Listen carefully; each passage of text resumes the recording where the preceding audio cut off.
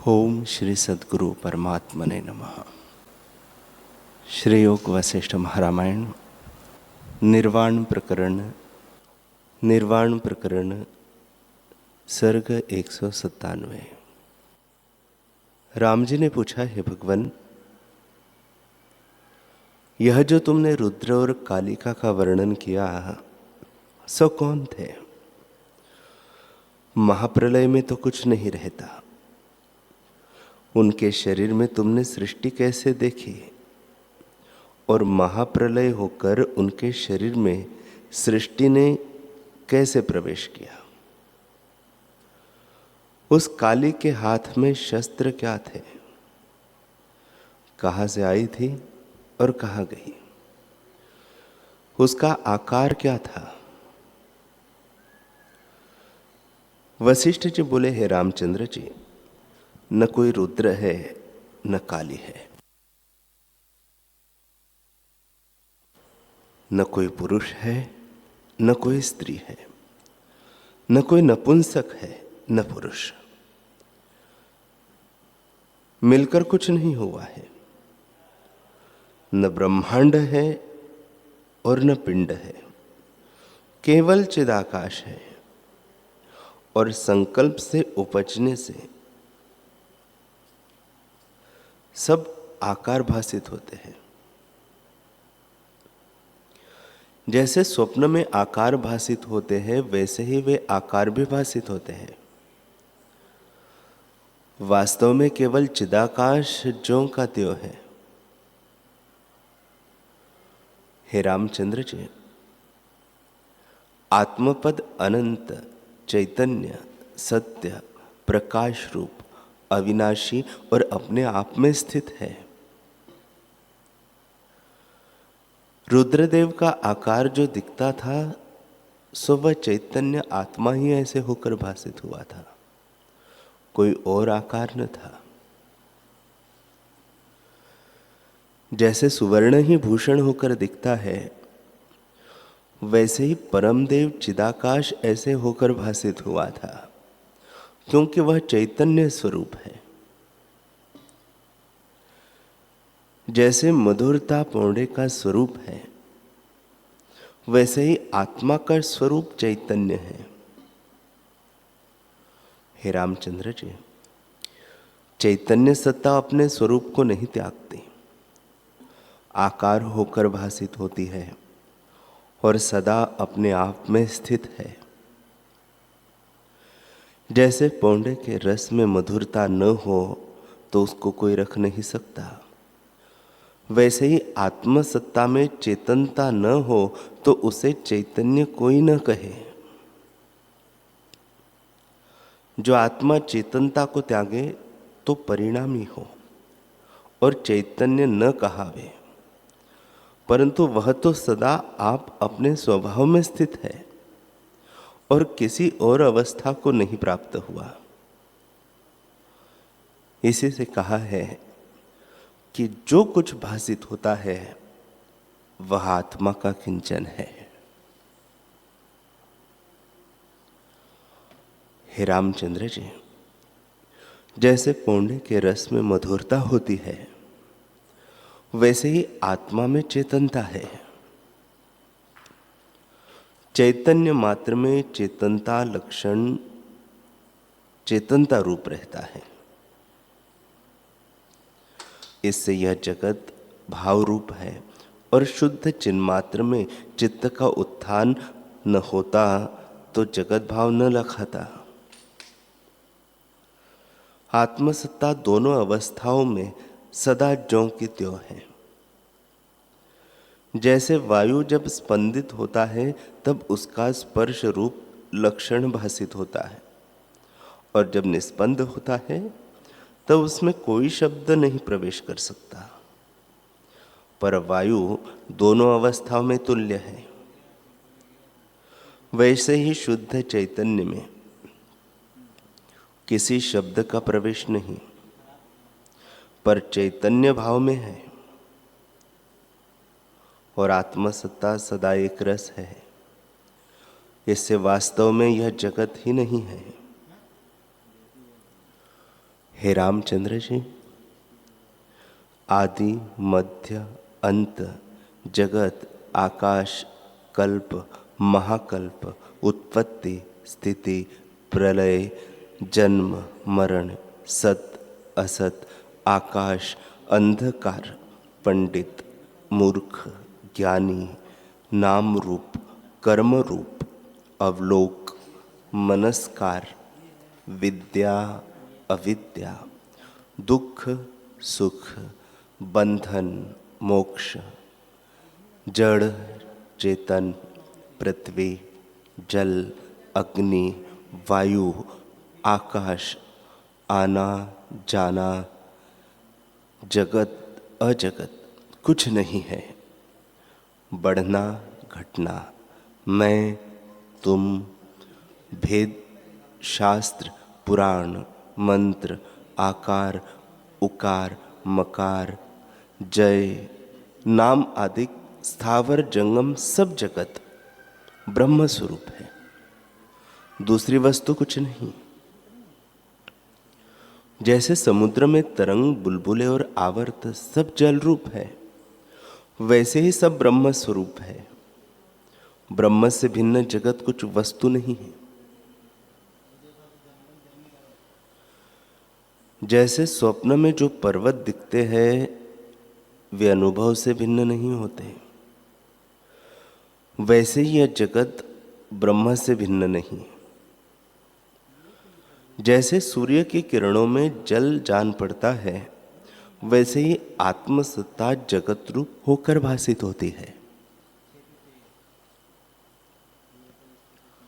हे रामचंद्र जी, ब्रह्मा, विष्णु, रुद्र, इंद्र, वरुण, कुबेर, यम, चंद्रमा, सूर्य, अग्नि, जल, पृथ्वी, वायु, आकाश आदि जितने शब्द हैं वे सब ब्रह्म सत्ता से ही होकर स्थित हुए हैं।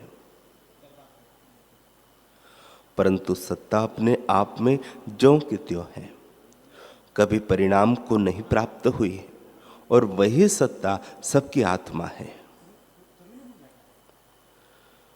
जैसे समुद्र अपने तरंग भाव को त्यागे तो अपने सौम्य भाव में स्थित होता है, वैसे ही ब्रह्म सत्ता फुरने को त्यागे तो अपने स्वरूप में स्थित हो, जो अनामय है अर्थात दुखों से रहित, परम शांति रूप, अनंत और निर्विकार है। जब इस प्रकार बोध हो तब जीव उस ब्रह्म सत्ता को प्राप्त हो। बोध, अबोध, विधि, निषेध भी वही है। जैसे जल और समुद्र की संज्ञा कही है और तरंग शब्द कहने से विलक्षण भासित होता है, पर जब जल तरंग बुद्धि को त्यागे तब केवल समुद्र रूप है। वैसे यह जीव जब अपने जीवत्व भाव को त्यागे तब आत्मरूपी समुद्र को प्राप्त हो, अर्थात जब दृश्य का संबंध त्याग करे तब आत्मा हो। श्री वशिष्ठ जी बोले, हे रामचंद्र जी, तुमसे मैंने जो चिदाकाश कहा है वह परम चिदाकाश है और सदा अपने आप में स्थित है। हे रामचंद्र जी, शुद्ध चिदाकाश जो मैंने तुमसे कहा है वही यह रुद्र रूप है और वही नृत्य करता था। वहां आकार कोई न था, केवल चिद्घन सत्ता थी और वही ऐसे होकर किंचन होती थी। हे रामचंद्र जी, जब मैं आत्मदृष्टि से देखता था तब मुझको चिदाकाश रूप ही भासित होता था। हे रामचंद्र जी, जो मेरे जैसा हो वही वैसा रूप देख सकता है और नहीं देख सकता। हे रामचंद्र जी, जिसका नाम कृतांत है वही रुद्र और वही भैरव है। वही कृतांत की मूर्ति नृत्य करके अंतर्धान हो गई। वास्तव में वह रूप माया मात्र था। यह चैतन्य सत्ता के आश्रय नाचते थे। हे रामचंद्र जी, जैसे सोने में भूषण है परंतु वे सोने के बिना नहीं होते, वैसे ही चैतन्यता किंचन से जगत भासित होता है और फिर वही प्रमाद से आधिभौतिक हो जाता है। वास्तव में शुद्ध चिदाकाश रूप ही है और चैतन्यता से वही जगत रूप दिखता है। राम जी ने पूछा, हे भगवान, प्रथम तो आपने कहा कि अद्वैत आत्म तत्व में यह जगत प्रमाद से कल्पित है और जो है तो कल्प के अंत में नाश हो जाता है। केवल अद्वैत सत्ता रहती है। अब फिर आप ही कहते हो कि चैतन्य से जगत रूप भासता है। अद्वैत में चैतन्यता कैसे हुई और कौन चेतने वाला हुआ? प्रलय के अनंतर काली क्यों कर भासित हुई? श्री वशिष्ठ जी बोले, हे रामचंद्र जी, न कोई चैत्य है और न कोई चेतता है। केवल आत्म सत्ता अपने आप में स्थित है। जो चैतन्य घन परम निर्मल और शांत रूप है, उसी को शिव तत्व भी कहते हैं। वही शिव तत्व रुद्र आकार को धारण किए देख पड़ा था। दूसरा कुछ नहीं, केवल परम चिदाकाश है। वही चिदाकाश आकार रखकर भासित होता है, पर वास्तव में कोई आकार नहीं। न भैरव है न भैरवी है, न काली है न जगत है, सब माया मात्र है।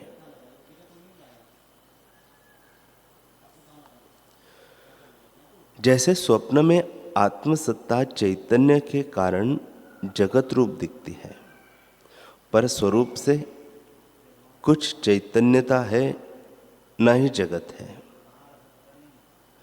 आत्मसत्ता ही अपने आप में स्थित है। वैसे ही उस जगत को भी तुम जानो। कुछ और नहीं हुआ, अद्वैत सत्ता ही है। इसे चैत्य और चेतने वाला सब भ्रम से भासते हैं। आत्मा में ये नहीं उपजे, केवल स्वच्छ चिदाकाश है। मुझको तो सदा वही भासता है, पर अज्ञानी को नाना प्रकार का जगत भासता है।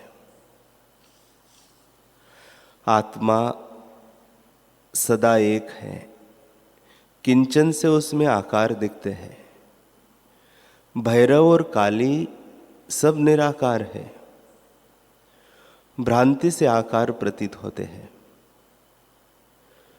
जैसे मनोराज्य में युद्ध भासते हैं और जैसे कथा में अर्थ भासते हैं, वे अनहोते ही संकल्प विलास से है, वैसे ही चिदात्मा में यह जगत भासित होता है। जैसे आकाश में तरुवर दिखते हैं, वैसे ही ये आकार दिखते हैं। हे रामचंद्र जी, ये जो जगत प्रलय और महाप्रलय आदि शब्द हैं, उनका नाश करने के लिए मैं तुमको कहता हूं। आत्मा एक अद्वैत चैतन्य है। उस चैतन्यता का अभाव कभी नहीं होता। वह अपने आप में स्थित है और किंचन है।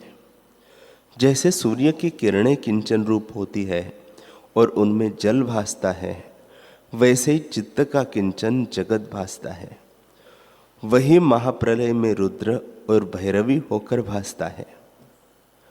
वास्तव में न कुछ रुद्र है और न काली है, सब आत्मा ही है। हे रामचंद्र जी, जो कुछ कहना सुनना होता है सो वाच्य तथा वाचक से होता है। आत्मा में कहना और सुनना कुछ नहीं। वही चिदाकाश रुद्र संकल्प से नृत्य करता था। जैसे सुवर्ण भूषण होकर भासित होता है, वैसे ही चिदाकाश संकल्प से आकार होकर भासित होता है, दूसरा कुछ नहीं बना। मैं, तुम और जगत, चैत्य और अचैत्य सब वही रूप है, उसमें कोई शब्द नहीं फुरा। जैसे स्वप्न में नाना प्रकार के शब्द भासित होते हैं, सो कुछ वास्तव नहीं, पत्थर के नाई मौन है। वैसे ही जागृत जगत में भी जितना शब्द होता है सो सब स्वप्न है, कुछ हुआ नहीं।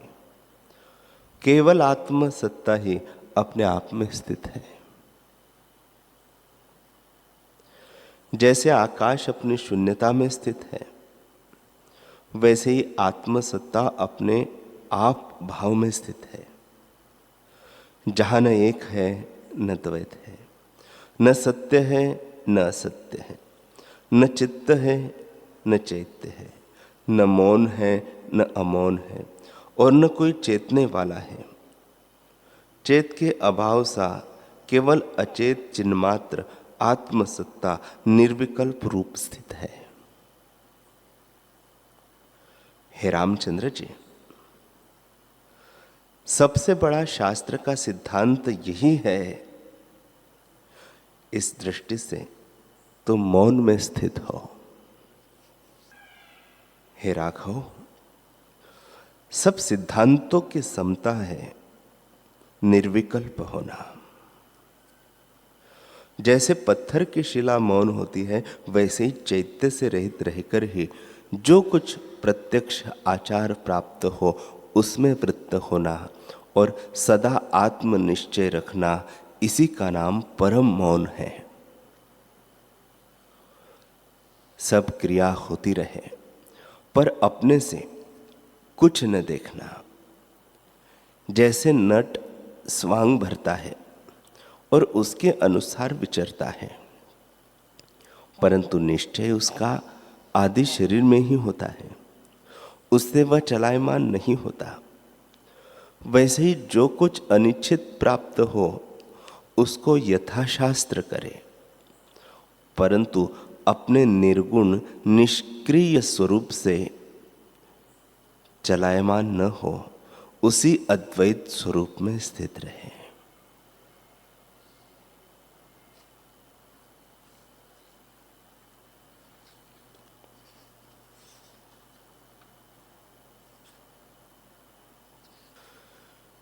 हरि ओम,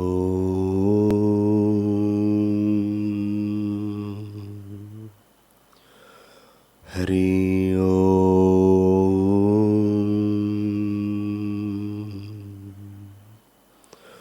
हरि ओम।